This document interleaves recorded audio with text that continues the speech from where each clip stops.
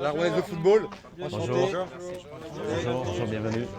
Bonjour, bienvenue. Il y a quelques jours encore, l'équipe de France s'entraînait ici avant de partir en Russie. L'objectif de la fédération, c'est de permettre au plus grand nombre de pratiquer le football. Les portes sont ouvertes à toutes les origines. On est là pour partager certains slogans, le plaisir, le respect, l'engagement, la tolérance, la solidarité. Et je crois que ce n'est pas un vain mot quand on accueille des gens qui n'ont pas eu la chance d'autres personnes. Bien. Le premier exercice, il est simple. C'est-à-dire qu'on slalom, on passe entre la porte et avant la coupelle bleue, on frappe dans le but. La chance a tout de même souri un petit peu à ces réfugiés. Ils ont été accueillis par des clubs à l'action citoyenne reconnus, comme Rouen, Strasbourg ou Oupine dans le Nord. Des réfugiés pour la plupart soudanais, guinéens, rwandais, syriens, macédoniens ou encore irakiens et aussi mineurs pour certains. À l'occasion de la Journée mondiale des réfugiés, la Ligue de football amateur a ouvert les portes de Clairefontaine au programme des ateliers de nouvelles pratiques du football, comme le Cécifoot. Solidarité, c'est quoi? On doit être solidaire. Il faut qu'on parle quand c'est perdu. Il y en a un qui va. Donc on va se tenir les mains et on va faire des passes. On garde le ballon, mettez les bandeaux. Ça joue. Faut que ça vive, Ouais. À la surprise de la Rouennaise, petit club normand familial, l'intégration de réfugiés a d'abord été d'ordre climatique. Quand les premiers sont arrivés en janvier 2016, donc nous sommes en Normandie, ils sont arrivés en tongs, claquettes et en maillot de plage, en maillot de bain de plage. Donc ils n'avaient absolument aucun matériel de football et la plupart n'avaient même jamais joué au football. Donc la première contrainte qu'on avait, c'était d'essayer de leur faire comprendre les règles. Donc ça marchait beaucoup avec les mains. Ah non, c'est là que c'est déjà. Droite. Axe. La barrière de la langue reste en effet le point majeur d'intégration des réfugiés. À la Cité de Lille, club de Strasbourg, l'apprentissage du français se fait par l'intermédiaire d'une sorte de lexique du football. Ça rend aveugle, hein. Une approche très ludique pour pouvoir échanger le plus rapidement possible.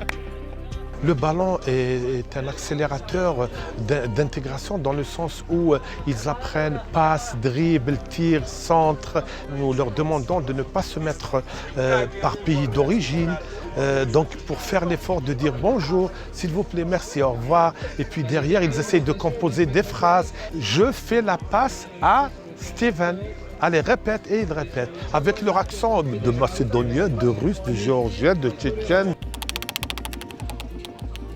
L'arbitrage.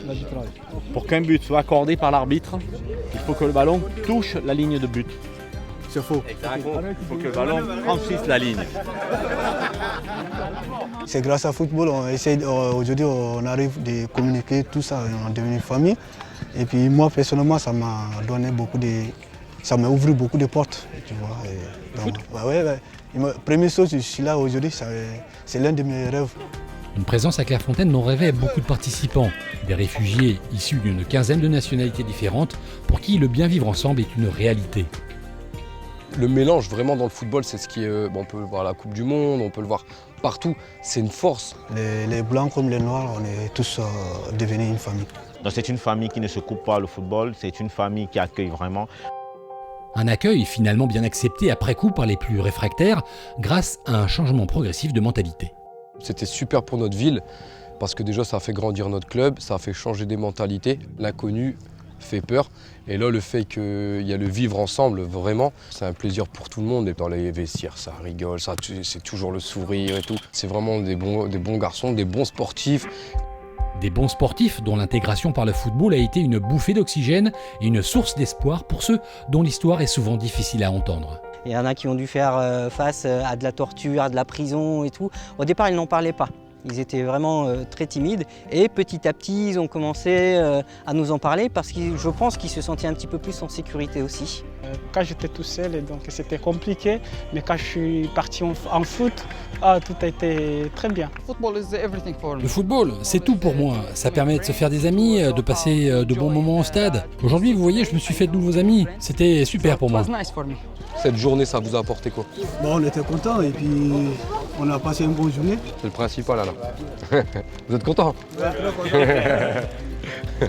Certains des réfugiés évoluent avec l'équipe première de leur club, aidant ainsi la Rouennaise et Oupine à monter d'échelon la saison dernière. Alors, à l'heure de la photo devant le trophée de la Coupe du Monde ou devant le château, résidence des Bleus, on se prend sans doute à rêver encore un peu plus.